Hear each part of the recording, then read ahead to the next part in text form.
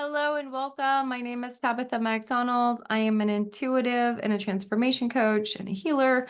I'm very grateful that you are joining me today.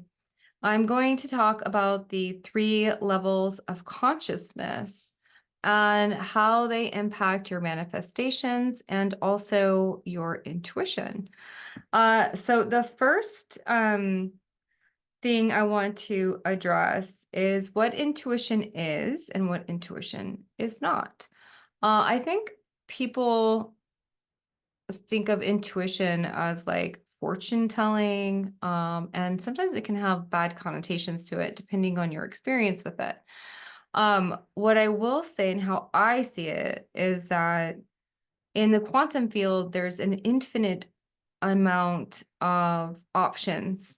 Think about like a choose your own adventure book. And we, depending on who's doing your intuitive reading, they can pull into the field, I mean, from so many different places about the information that you need to know moving forward. We don't always know if that person who's doing the reading is filtering it through their bias, or what the choice is in the reading. So one of the things and why our consciousness and our 3 levels of consciousness is so important when it comes to intuition is to be truly precise with intuitive readings, we have to know the intention. And intention is about choice. What do you want to get information on specifically? And so I just want to say that that's one of the things that I think is misunderstood about intuition. And hopefully, understanding the 3 levels of consciousness is going to help you understand how that impacts intuitive readings. And then also how to start getting intuitive readings for yourself, because that's where it's really fun, is when you can start getting this information for yourself and start taking aligned action. Life feels a lot more magical in that plane. So there are many fields of information that are important. However, when it comes to understanding who we are, there are 3 classifications of energy that help to make sense of it. They are your self-conscious, unconscious, and superconscious fields. You may use different names, so here is how it is classified. The self-conscious is our ego. And that defines itself through thought, an identity, a body, a name, and has a lifetime. Its goal is to live the best life possible. Now, remember, this is where a lot of our definitions of what is possible are kept. The unconscious or subconscious mind defines itself through feelings, creates programs, and runs the body through automation. Its goal is to keep the system going and desires to continue what has been working, no matter how painful to the self-conscious. So the unconscious holds all of our memories, and the self-conscious is the part of us that takes action. Now, when we're looking at the pain and pleasure, the unconscious mind doesn't necessarily care what kind of experience the self-conscious has. It just knows that it can survive a certain way. So if the unconscious knows how to survive in an environment where there's lots of pain, it will send whispers and instructions to the self-conscious to create painful experiences. And so the self-conscious will set out to create something amazing, like, maybe a healthy, fit body. And then the unconscious mind will say, oof, last time we had a healthy body, we dated that guy and that didn't turn out so well. Hurry up, code up. Anytime you try to get a healthy body back, so you eat the Cheetos instead. Because the unconscious decided that falling in love was attached to being fit, and that causes pain. And so it's less painful to have a larger size body and not have heartbreak than it is to have a smaller size body. And oh my gosh, God forbid, maybe you might want to start dating and having some sexy time again. So that's just one example of how maybe the unconscious mind is directing the self-conscious mind. So you can say, really want this thing, and then it feels like you just can't take action, or you're always creating self-sabotage patterns and it doesn't make any sense to you. This is where we've got some like really severe disagreements between pain and pleasure, because there's an association that the thing you want will create more pain for you. And so really everybody's just trying to give you the least amount of pain possible. The problem is the programming's outdated. And that is where our superconscious comes in, because the superconscious defines itself as a code of information. It has unlimited knowledge and cannot think or feel. Its goal is to be involved in the creation. So think about things that you've created intentionally or unintentionally. And like, just think about something maybe that you've changed in your life and you're like, oh, wow, I don't do that anymore. That's amazing. That is the power of a directed mind. And at some point, there was some rewiring of your unconscious beliefs that happened in order for you to have the thing that you wanted. So let's talk about the superconscious mind. This mind is our infinite higher dimensional awareness that both holds and is the origin of all creation, the codes and energies for all things, ideas and realities that have ever existed or will ever exist. It is completely spiritual in nature and has no material aspect. It speaks as intuition via the direct voice of the higher mind. It exists beyond space and time, and it governs the beginning and the end of the intuitive process. The superconscious mind is the intelligence within us that creates and supports every function of our body. It knows precisely what to do to heal a cut, grow a hair, create a baby, or cure a disease. This is the all-knowing aspect of our intelligence that is able to identify what is true and what is false, enabling us to intuitively discern what is truly in our best interests and to direct ourselves to an evolutionary outcome. It sees higher possibilities and solutions that are not based in our previously learned knowledge or current experience. So let's talk about that, because I want to give you an example of how that has played out in my life. I went to Tony Robbins the first time in November of 2022, and we did a fire walk.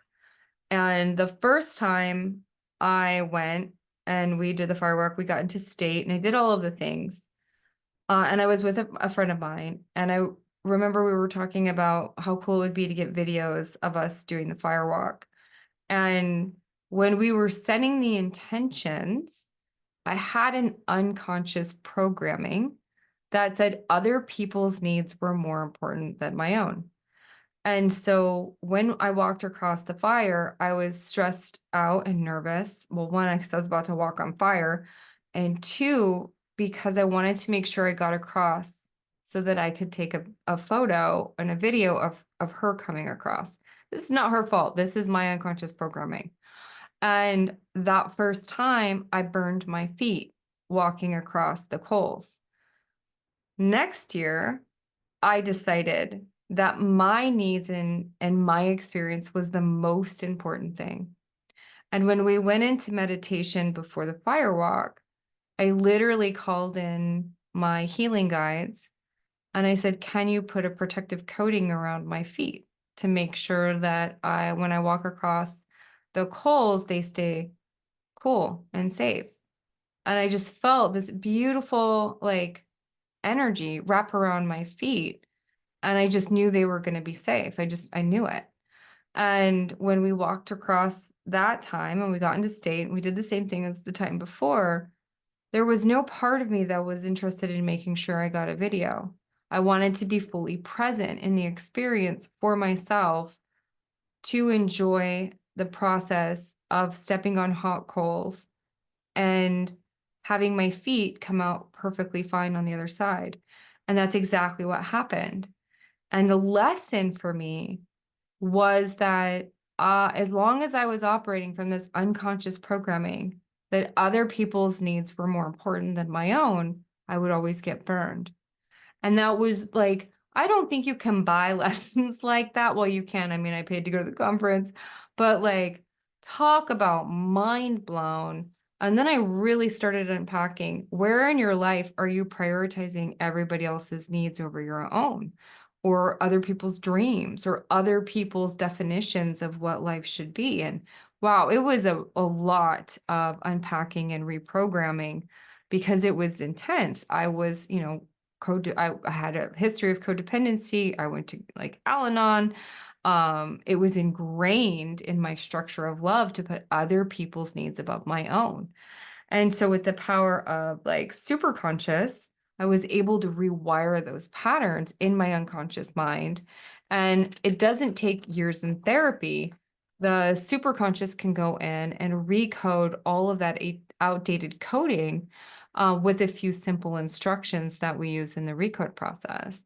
It's really amazing how fast transformation can happen. And I think like part of my challenge with change was that I didn't want to go to therapy and talk about my problems for the next, 20 years. Especially when I had a lot of trauma memories come up that I had to work through, and I didn't have the emotional skill set to deal with it. Now, I'm not bagging on therapy. What I'm saying is, in my experience, people I had seen for treatment really couldn't get past my firewall. And so it wasn't until I started working with an intuitive coach who could see past my firewall and then set me up in a creative structure where I really found change happen quickly, because it didn't rely on me sharing information. We just treated the information, the emotional blueprint that was keeping me stuck where it was at, without needing to pull it up into my active experience, because that was like just something I really resisted doing. It's an amazing experience, actually. I'm not going to lie. I can't, no, it's amazing. Like, I don't really talk about how amazing it is enough. It's amazing. Like the transformations and the information I get from people about how they feel after a session and how free they feel and how much lighter they feel.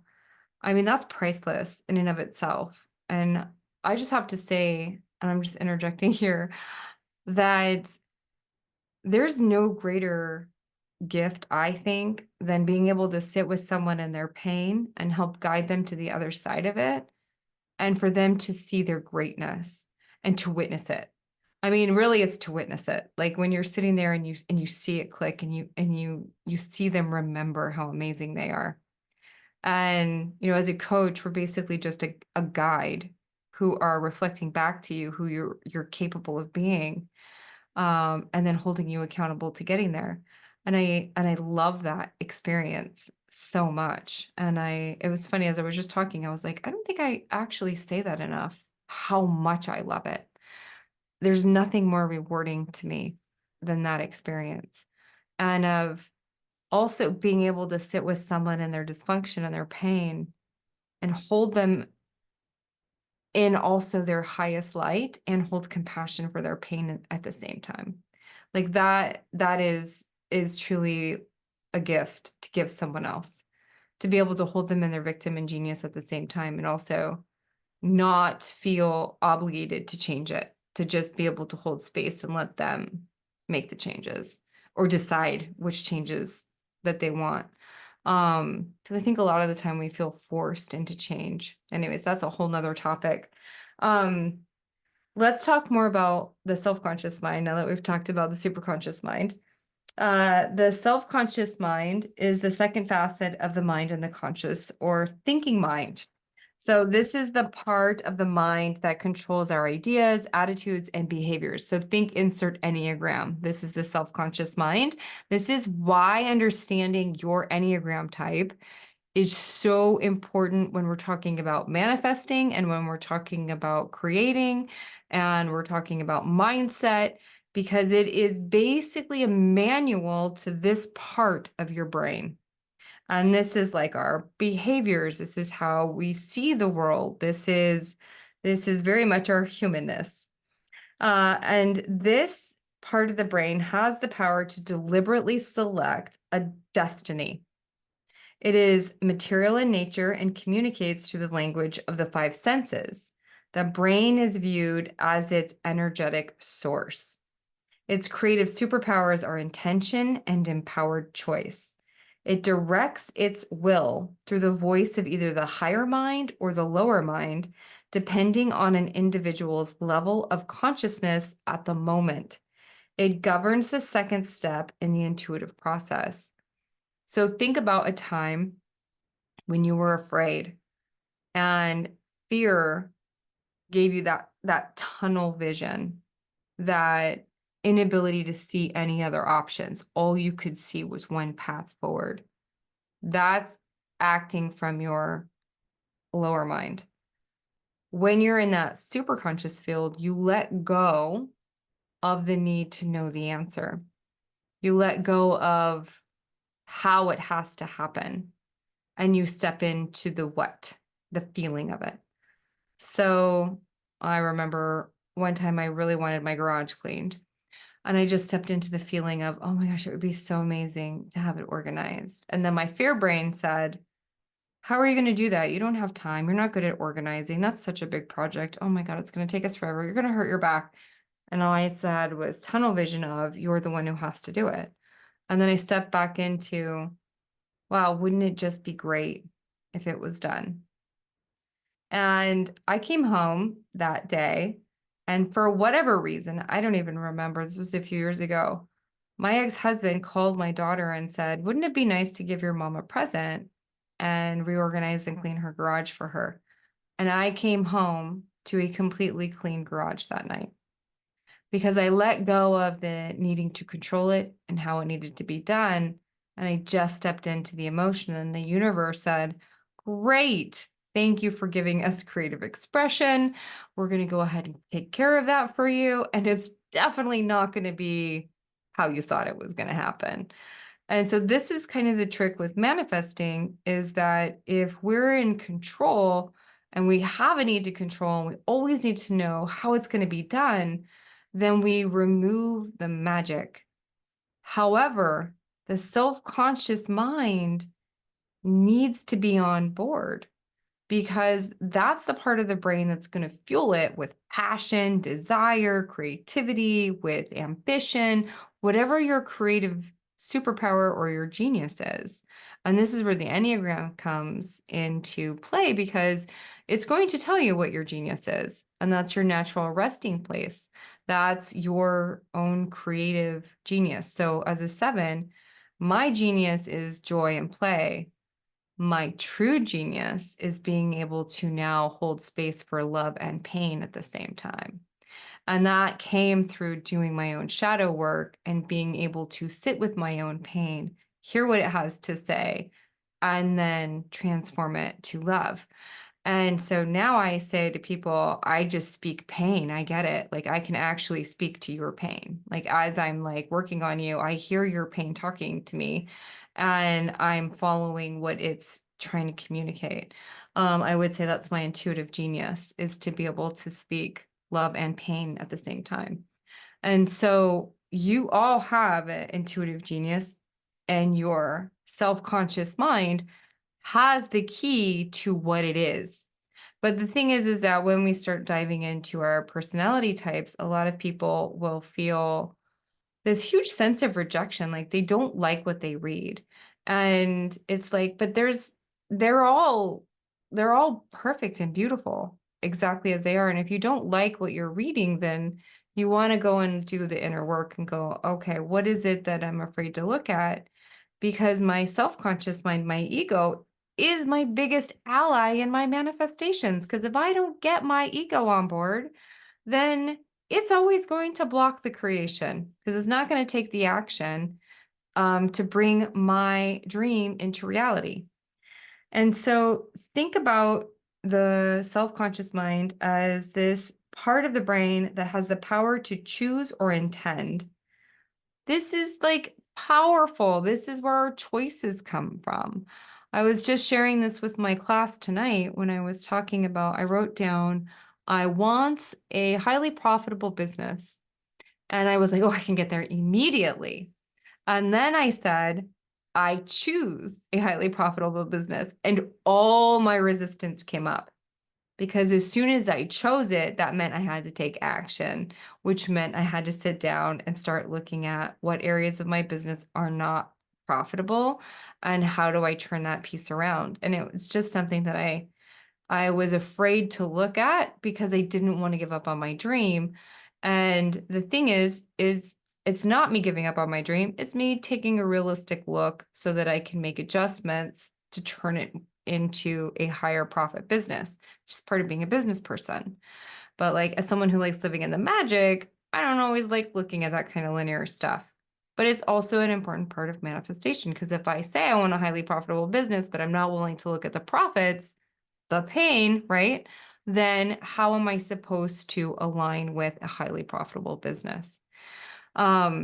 This is really powerful to be able to witness where we get in our own way. And the Enneagram is just this beautiful guide helping give you like this wonderful manual for the most common behaviors to look out for to find out how you are getting in your own way. Choice as a function of mindful will and focus isolates a single specific possibility out of the wide field of all possibility and begins to stabilize it. Empowered choice begins the process of isolating a frequency or of potential and cuts it from the herd, so to speak, to begin the process of bringing it into being. So I have a very creative mind, which means I get like 80 business ideas every 10 seconds. And why is that a problem? Because I don't bring any of them into the world. I have an idea book that's like massive. And it's just because I see solutions everywhere. And I was so resistant to making a choice because I felt like it was constricting. I felt like it was going to suffocate me. And my business coach has been telling me you have to pick one plan that you want to learn how to market and sell and grow. And I was like, no, I want to do them all. So I just kept doing everything and not being a good student until I finally had to sit with the pain of my actions and go, wow, why would I do this to myself? And it was all self-sabotage, fear of success, family patterns, like I talked about on another episode. And I'm like, oh, of course, I'm just replaying old family patterns of not actually being allowed to have the things that you want. And so did some recode on it and some clearing. And then I decided on one path forward. And as soon as I did that, there's only one next obvious step to take, and then one after that. And so choice is this way of looking up at the have you ever been to the Cheesecake Factory and you've been to the menu? It looks like a novel from like 1920s. Like it's massive. It looks like a novel. And it's almost like you're overwhelmed with choice. Think about the field around you with that many choices and options. All you have to do is pick one that your heart feels aligned to, that you really want, and then anchor your conscious mind, your self-conscious mind on that choice. And so like if you are a 7, for instance, and you value fun and freedom, probably not going to want to pick the choice where you're sitting in a basement, crunching numbers all day and not talking to anybody. That's probably not going to be fun for you. But now if you are somebody who just loves numbers and logic and reason, and you could be in that space all day long, then focusing in on that choice would feel really good for you. And so, if you're a type 8 who doesn't like to be controlled, probably going to want to look for a leadership position so that you're the boss. And if you're, maybe a type 6 who values loyalty and having authority, probably not going to want to be an entrepreneur. You might want to focus on finding a really great team to work with and for. So that's how you're going to use your self-conscious mind as your greatest ally Because if you challenge its orientation too much, it's just going to create self-sabotage. Now, this is all reprogrammable as well, but why make it harder on yourself? Go with your natural orientation and be okay with just who you are, where you're at right now. Maybe down the line as you grow and you evolve, you're probably going to be able to shift your unconscious mind or your self-conscious mind to get more in alignment with maybe something bigger that feels more exciting to you. But you've got to get that self-conscious buy-in. And that's probably one of the most important parts of manifesting is making sure that your ego feels heard and seen in the process. Now, the last piece of this is the unconscious mind. And that is involved in the intuitive process. It is the part of you that holds every single memory of your lifetime.